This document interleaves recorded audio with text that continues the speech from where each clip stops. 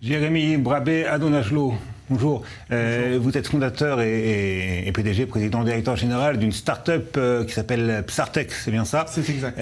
Alors, ce qui est un peu surprenant lorsqu'on n'y connaît pas grand-chose, et c'est mon cas, et que l'on prend connaissance de cette excellente position de l'université de Tel Aviv dans le classement des universités qui forment en fait des fondateurs de licornes, c'est qu'en général, lorsqu'on parle de la high-tech en Israël, on a plutôt tendance à penser que le principal incubateur de petits génies dans ce domaine, eh bien, c'est l'armée et ses unités technologiques de renseignement, l'armée bien davantage que l'université. Alors, c'est tout à fait vrai, mais l'un n'est pas exclusif de l'autre dans la mesure où beaucoup des gens qui, justement, sont dans les unités technologiques à l'armée suivent des programmes qu'on appelle Atouda, et c'est des programmes qui complètent aussi la formation militaire avec une formation qui est une formation académique.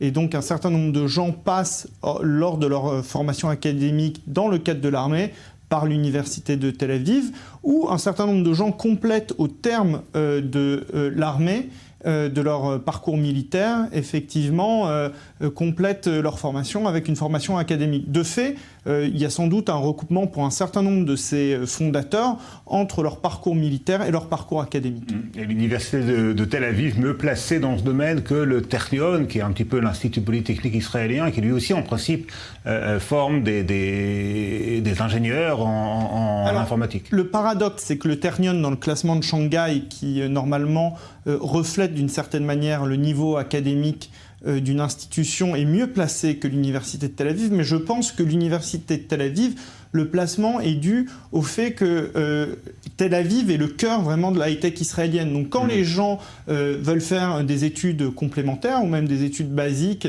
eh ben, ils vont à l'université de Tel Aviv et ensuite ils sont dans l'écosystème le mieux placé. Alors que les gens qui sont à Haïfa, ensuite ont plus de difficultés à entreprendre.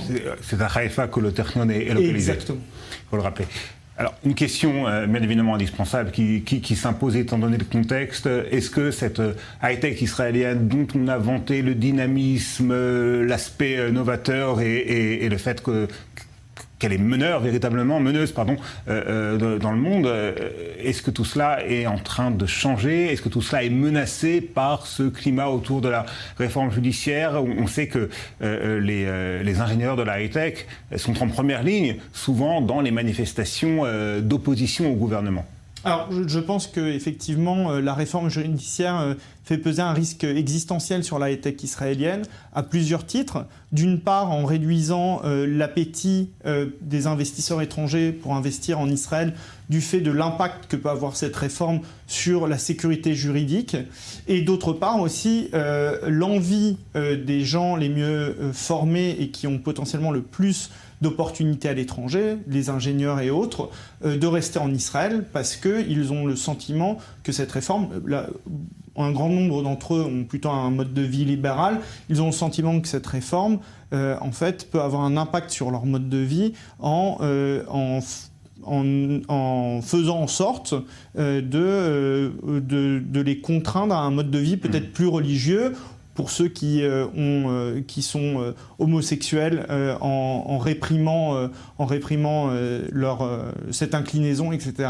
Donc effectivement, par bien des biais, cette réforme peut avoir un impact existentiel sur la high-tech israélienne. La question vous constatez autour de vous dans les milieux professionnels que vous fréquentez des cas de départ, des velléités de départ à l'étranger? Alors pour l'instant c'est des velléités de départ, mais c'est des projets très bien établis, donc la réponse est oui. J'ai malheureusement de nombreux de mes amis qui envisagent de partir et sont en train d'activement planifier leur départ.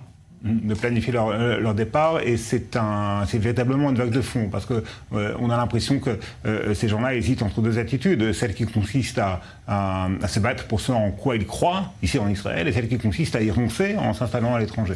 Je pense que, encore une fois, dans ce cas-là, l'un n'est pas exclusif de l'autre, c'est-à-dire que les gens disent on va se battre tant qu'on pourra se battre, mais on ne va pas non plus prendre les armes.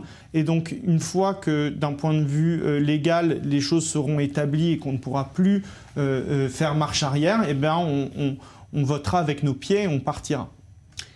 Jérémy Brabé Adonajlo, merci beaucoup. Merci. D'avoir bien voulu répondre à nos questions sur 24 News.